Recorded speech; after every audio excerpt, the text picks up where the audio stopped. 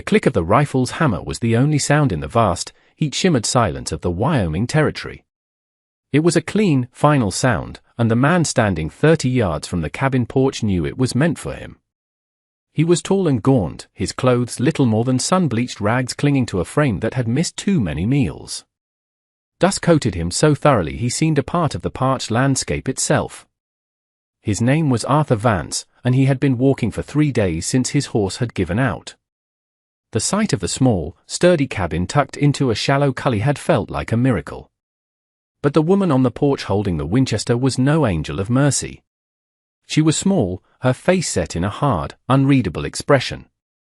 Her black hair was pulled back severely, and her eyes, narrowed against the glare, missed nothing. She held the rifle not with fear but with a practiced stillness that spoke of familiarity.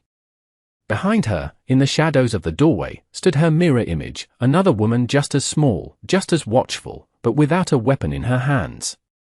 Arthur slowly raised his empty palms, a gesture that cost him more effort than it should have. His throat was a knot of dust. He rasped, his voice a dry crackle. "I don't mean any harm. I saw your smoke. I just need water." The woman with the rifle didn't move. Her name was Mai, and her entire world consisted of this patch of hard land and the sister, who stood behind her. They had been alone for a year, since their father had died, and in that year, they had learned that a lone man appearing from the empty plains was never a sign of good fortune. He was a threat, a question that usually had a violent answer. "There's a creek 2 miles east," Mai said, her voice clear and steady. "You can get your water there." "I'm not sure I can make it 2 miles, Arthur replied, his honesty born of pure exhaustion. The world was starting to tilt at the edges. "I can work for it. For water and maybe a piece of bread. Let me stay and I'll take care of your cattle. I know cattle." And stepped forward slightly, her gaze sharp and analytical. She saw the way he stood, favoring one leg. She saw the tremor in his hands. He was spent. But desperate men were the most dangerous. "We take care of our own cattle," she said, her voice softer than her sister's but no less firm. "Please," Arthur said, the single word taking the last of his strength. He swayed, his vision tunneling into a dark point. He saw the rifle barrel, the determined face behind it, and then only the thirsty brown earth rushing up to meet him. He collapsed in a heap, the dust rising around him like a final breath. Mai kept the rifle trained on his still form. Her first instinct was to leave him. The wilderness was cruel, it claimed people all the time. It was not their concern. But An moved past her, stepping off the porch and approaching the fallen man cautiously. His done in, and said, kneeling beside him but not touching him. He wasn't lying about that. He could be faking, Mai countered, her voice tight. No one fakes a collapse like that in this sun, and murmured. Look at his lips. Cracked clean through. For a long moment, the only sounds were the buzz of a horsefly and the whisper of the hot wind through the sagebrush. Mai's duty was to protect her sister, and every instinct screamed that this man was a danger. He was an unknown quantity, a white man in a territory that was not always kind to 2 Chinese women living on their own homestead claim. Their father had carved this life for them out of sheer will, and they would not lose it to a drifter's plea. They were going to refuse, to leave him to the elements. But then Anne saw it. A corner of paper sticking out of the man's torn shirt pocket. Carefully, using 2 fingers, she drew it out. It was a letter, folded and worn soft from handling. It was addressed to a Sarah Vance in Ohio. It was unfinished. The handwriting was neat, the words simple. I hope this finds you well. The work is hard, but I am putting money aside. I think of you and Mother every day. The ink trailed off, as if the writer had been interrupted. And held it out to her sister. Read this. Mai kept the rifle aimed with one hand and took the letter with the other. She read the simple lines. It was a letter to a sister. A letter from a son. It was a piece of a life, a connection to a world beyond this desperate moment. It was not the sort of thing a man who meant them harm would carry in his breast pocket. It spoke of family, of duty, of a home he was trying to earn his way back to. The rifle barrel lowered, just an inch. It was a small shift, but it changed everything. "We can't leave him out here," Anne said quietly. Mai looked from the letter to the unconscious man, then to the vast, empty horizon. Her jaw was tight. "Drag him into the barn. He can have water. But the moment he can stand, he leaves." They gave him water first, a ladle at a time, until his breathing evened out. He was heavier than he looked, all bone and sinew, and it took both of them to drag him into the relative cool of the barn. They left him on a pile of clean hay with a bucket of water and a piece of day-old cornbread. And tended to the gash on his forehead from the fall while Mai stood guard, the Winchester never leaving her hands. When Arthur woke, the world was soft and dim, smelling of hay and animals.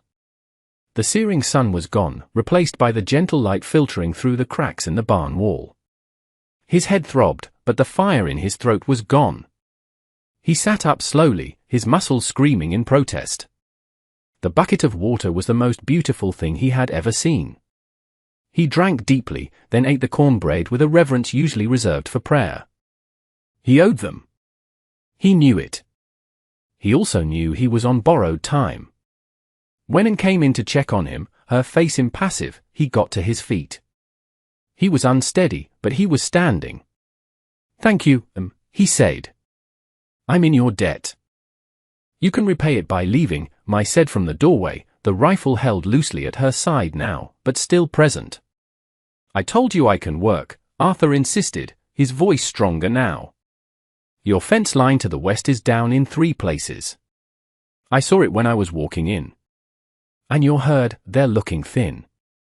The grazing is poor this time of year in the low ground. They need to be moved to the high pasture." And Mai exchanged a look. He was right. They knew he was right. They lost a calf last week, and 2 more cows had been looking sickly. They had been putting off the move to the summer pasture because the fence repairs were too much for them to handle alone and moving the herd was risky. There had been talk of rustlers in the county. "How do you know so much about cattle?" Anne asked, her curiosity overriding her caution for a moment. "I grew up on a ranch in Texas," Arthur said simply. "Left when I was 17. Been working cattle ever since." Before they could answer, the sound of approaching horses made all 3 of them freeze. It was more than one rider. Mai was instantly on alert, moving to the barn door and peering through a crack. Her body went rigid. "It's Fletcher," she hissed. Jedediah Fletcher owned the sprawling Arrow F ranch that bordered their claim on 2 sides. He was a man who smiled too much and whose eyes never did. He had made it clear he wanted their land, with its access to the only year-round spring in the area. He had offered them a pitiful price, and when they refused, his visits had become more frequent, his veiled threats less veiled. Arthur saw the fear that flashed across Anne's face before she masked it. He saw the cold anger in Mai's posture. He had been in their place before, a small landowner being squeezed by a bigger one. "Stay back," he said in a low voice, moving toward the door. "Let me handle this." "This is not your concern," Mai shot back. "He's here because of me," Arthur said, his gaze steady. "He saw my tracks coming onto your land. A stranger. He'll use that against you." He was right. Fletcher would twist any excuse to his advantage. Therefore, Arthur felt a responsibility to face him. He stepped out of the barn and into the sunlight just as Fletcher and his 2 ranch hands reined in their horses. Fletcher was a large man who sat his expensive saddle like a throne. He wore clean clothes and a self-satisfied smirk. He surveyed the small ranch with a look of proprietary disdain, his eyes landing on Arthur. "Well, now," Fletcher boomed, his voice dripping with false pleasantry. "What have we here? Looks like you ladies have finally hired some help. Though he doesn't look like much." Maiannon came out of the barn to stand on either side of Arthur. Mai's rifle was now pointed at the ground, but her grip on it was white-knuckled. "This is Mr. Vance," Anne said, her voice even. "He's helping us with some repairs." Fletcher's eyes narrowed. "Vance, you say?" Haven't seen you around these parts. You a drifter. I'm just a man looking for honest work, Mr. Fletcher, Arthur replied, his tone mild. He kept his hands loose at his sides, his posture relaxed. He did not look Fletcher in the eye, instead letting his gaze drift over the man's horse, then to the horses of his men. Honest work is hard to come by, Fletcher said, leaning forward on his saddle horn. Especially for folks who associate with squatters. This is fine grazing land. Too fine to be wasted on a couple of heifers and a broken-down fence line. I made the ladies a fair offer. We are not selling, Mai said, her words sharp as flint. Fletcher chuckled, a low, unpleasant sound. Stubborn. Your father was the same. Look where it got him. He turned his attention back to Arthur. A word of advice, Vance. This isn't a healthy place to be. Things have a way of going wrong on this little patch of dirt. Fences break. Cattle wander off. Sometimes, fires just start. The threat hung in the air, thick and oily. Arthur met Fletcher's gaze now. It was a silent battle of wills fought across 10 yards of dusty ground. Arthur didn't flinch. He didn't raise his voice. He simply stood his ground, a quiet, immovable object.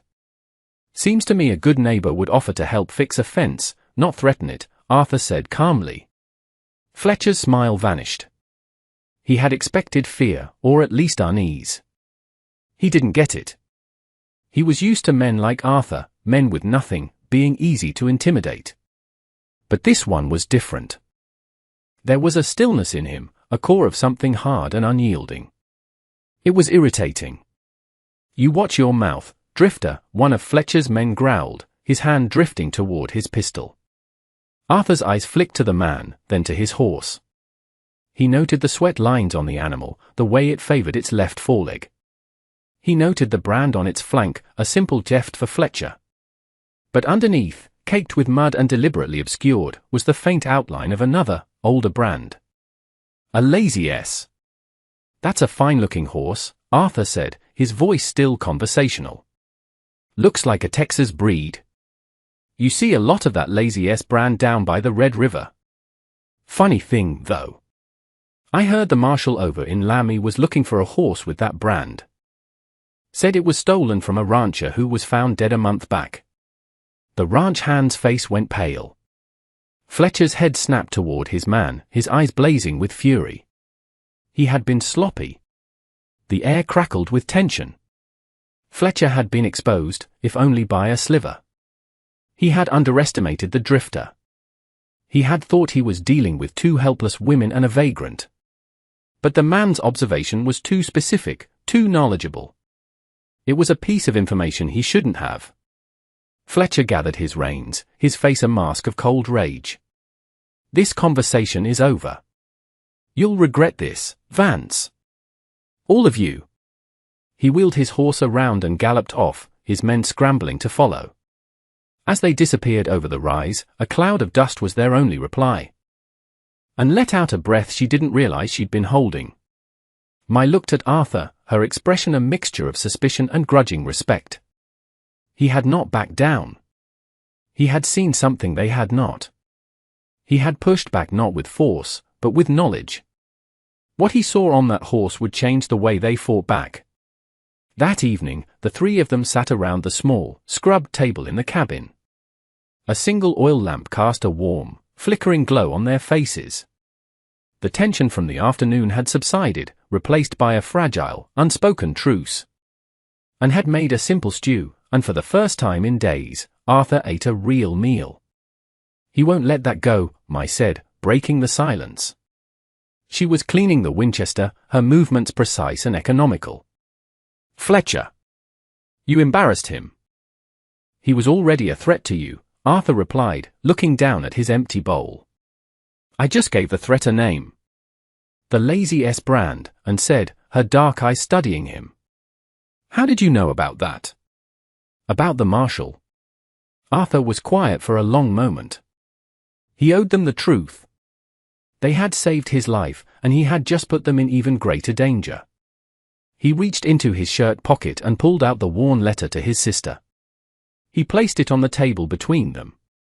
"My name is Arthur Vance. That much is true," he began, his voice low. "But I'm not just a drifter. For the last 2 years, I was a stock detective for the Wyoming Stock Growers Association. My job was to track down rustlers." He explained everything. How he had been working a case involving a large, well-organized ring of cattle thieves. How he had gotten close, too close. The rustlers, led by a man he never saw, had framed him. They killed a witness and made it look like Arthur had done it. A warrant was issued. He'd been on the run for 2 months, trying to find proof to clear his name while avoiding the law and the men who wanted him dead. "Fletcher," Arthur said, his voice hard.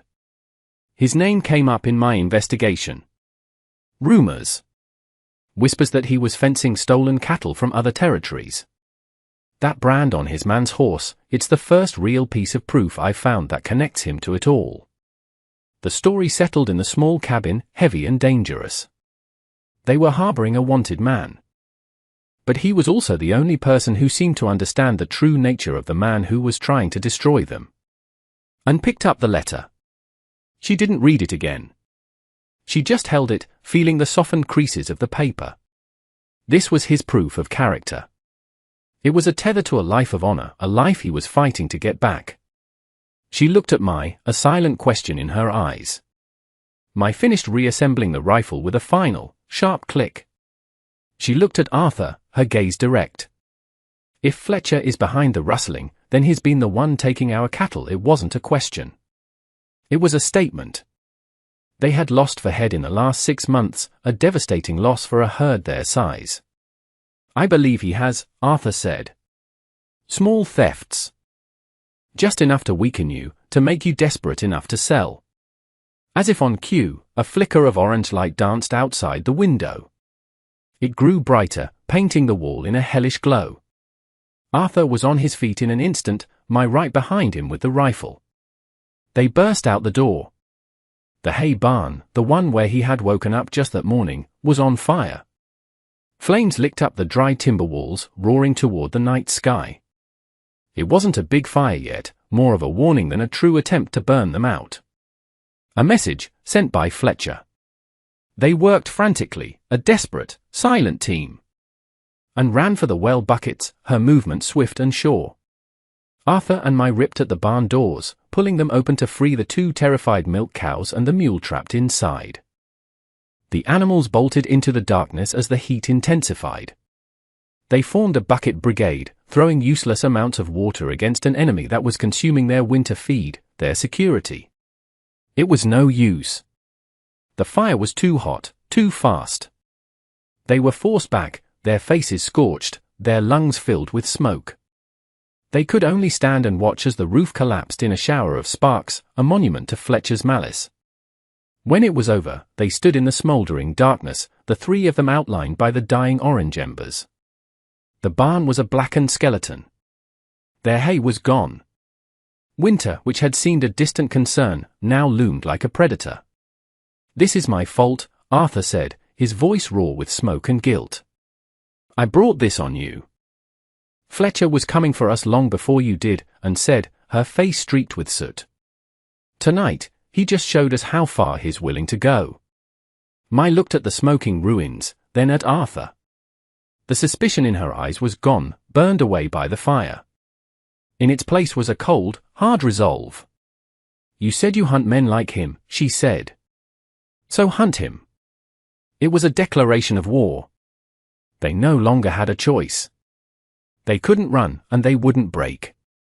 Their only option was to trust the stranger they had saved, the man who was in as much danger as they were. The choice would cost them dearly if they were wrong, but standing still would cost them everything. The plan was simple, and it was dangerous. They would use their own herd as bait. Fletcher's rustlers worked on moonless nights, driving small numbers of cattle off through the breaks in the western hills. Arthur knew their methods.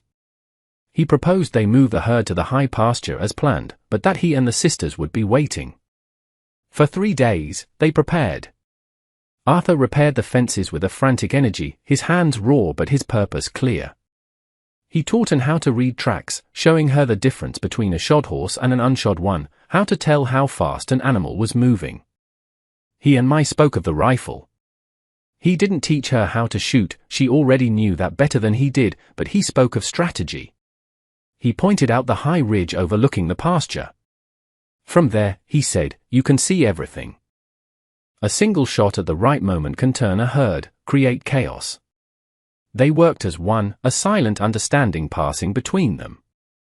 They were no longer three strangers. They were partners in a desperate gamble. The night of the new moon was black as pitch. A low wind whispered through the tall grass of the high pasture. Hidden in a cluster of rocks, Arthur, Mai, and Anne waited. The cattle milled about nervously, their dark shapes barely visible. Mai was positioned on the ridge above, the Winchester resting on a flat stone, a perfect vantage point. And was with Arthur, her role to signal Mai with a shielded lantern when the time was right. Hours passed. The cold seeped into their bones. Doubt began to creep in. Then, they heard it. The soft thud of hooves on turf, the low murmur of voices.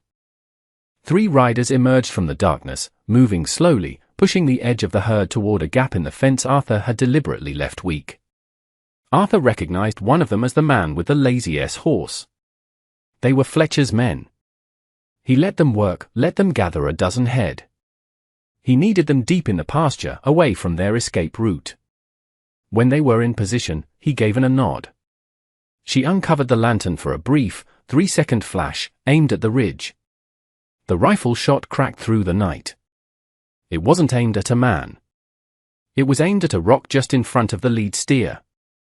The bullet ricocheted with a high-pitched scream. The steer, already spooked, bellowed and bolted. The rest of the herd followed, a thundering, chaotic stampede directly back toward the rustlers. Horses screamed and reared. Men shouted in confusion and fear. In the chaos, Arthur moved. He was not a gunman, but he was fast and strong. He tackled the nearest rider, pulling him from his saddle. They hit the ground hard. The other 2 rustlers, their plan shattered, fired blindly into the darkness and fled. The fight was short and brutal. Arthur subdued the man, whose name was Cowboy, and tied his hands with a pigging string. By the time Mai and Anne made their way down from the ridge, the pasture was quiet again, the distant sound of the retreating herd the only echo of the chaos. They had their proof. They had a witness. Cowboy, terrified and alone, broke quickly. He confessed everything, how Fletcher had been running stolen cattle for months, rebranding them at a remote camp and selling them to the railroad. He admitted to setting the fire at the sisters' barn on Fletcher's orders. Arthur wrote it all down, every word, and had Cowboy sign it. The next morning, he flagged down a freight wagon on the main road and paid the driver to take the confession and a letter of his own to the territorial marshal in Laramie. They waited for a week of tense silence, not knowing if the freighter had made it, not knowing if Fletcher would retaliate. Then, one afternoon, a posse of 5 men rode up to the cabin. At their head was a man with a silver star on his chest. Marshal Brody. He listened to their story, read the confession again, and looked at Arthur with a long, measuring gaze. I've had a file on Fletcher for a year, the marshal said. Never had anything solid enough to act on. Until this, he looked from Arthur to Mai, and you 3 took a hell of a risk. We were out of choices, and said simply. Marshal Brody nodded. The warrant for your arrest, Vance. It's been rescinded. The Stock Association cleared you. Seems they found their real traitor. You were telling the truth all along. Arthur felt something loosen in his chest, a knot of tension he had carried for so long he had forgotten it was there. He was free. 3 months later, the autumn sun cast a golden light on the valley. The blackened timbers of the old barn had been cleared, and the foundation of a new, larger one was laid. The herd, now with 20 new head of cattle bought with the reward money, grazed peacefully in the pasture. The brand on their flanks was new, a design and had created, a stylized plum blossom, for Mai, intertwined with a stalk of bamboo, for an, all enclosed in a simple V for Vance. Arthur was mending the final section of the new fence line, his movement steady and sure. He was no longer gaunt. His face was weathered by the sun, and his hands were calloused, but there was a peace in his eyes that had not been there before. He looked up as Myanan approached, carrying a bucket of cool water. In his pocket was the letter to his sister, Sarah. It was finally finished. He had told her he was safe, that his name was cleared. He had told her he wouldn't be coming back to Ohio. "I've found a home," he had written. "It's not much, just a small piece of land. But the work is honest, and the company is good. For the first time in a long time, I feel like I'm building something instead of running from something." He watched them approach, two women who had met him with a rifle and had ended up offering him a life. Mai no longer carried the Winchester everywhere she went. She smiled more now, a small, rare thing that transformed her face. And quiet watchfulness had softened into a gentle strength. They were a family, forged in fire and trust. A person, Arthur realized, wasn't defined by the trouble they were running from. They were defined by the home they were willing to build. And a home wasn't just a piece of land deeded and claimed. It was the people who chose to stand on it with you, facing whatever came next, together. And that brings us to the end of this one. If you stayed with me all the way through, thank you. Stories like this one only get told because folks like you sit down and listen. If you liked what you heard, go ahead and hit that like button. And if you want more stories from the old frontier, subscribe so you don't miss the next one. Until then, take care of yourself, and thanks again for being here.